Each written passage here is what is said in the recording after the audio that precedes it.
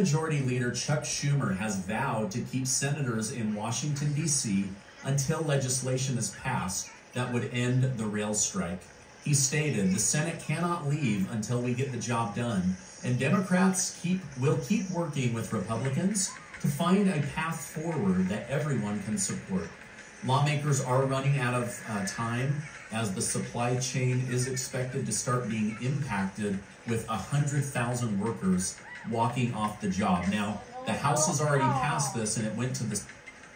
Now, what do you think is going to happen when all our rail workers walk off the job and the train stops moving?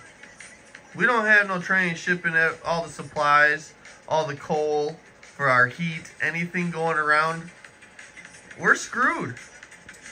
But just minutes ago before filming, I read that senators in the Senate rejected the bill for avoiding the railroad shutdown. So now we're... So, could have avoided the railroad shutdown because all the railroad workers want, basically, is some paid time off of work for sick leave because they don't have any sick paid time off, which is understandable. Crazy. Back to square one. People are panicking. They're saying, you know, Washington, D.C. just proved they don't care about us. We're walking off the job. Yep. So this Pretty just went much from scary to horrifying very, very quickly.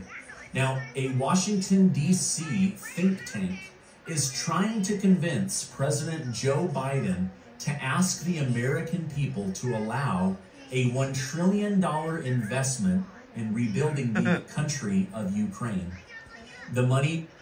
A $1 trillion investment to rebuild it so Russia can just blow it up again?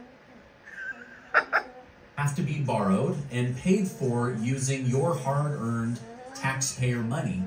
But this group says this is the very best option for getting Ukraine back on its feet once Vladimir Putin stops attacking the country.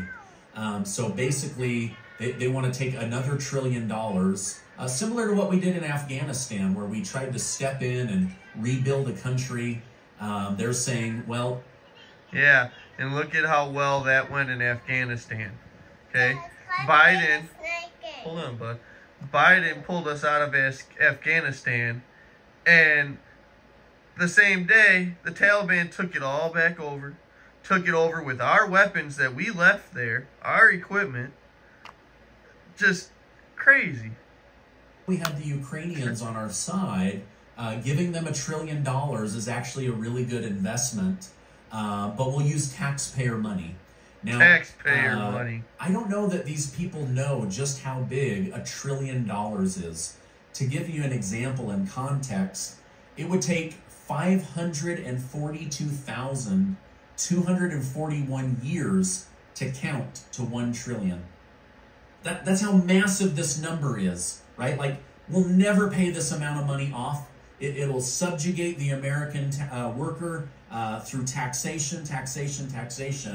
But they're saying, we have to do this. We have to lay this burden on the future generation in order to help Ukraine to get back on their feet. Now, I'd like to know in the comments section down below, what are your thoughts on this?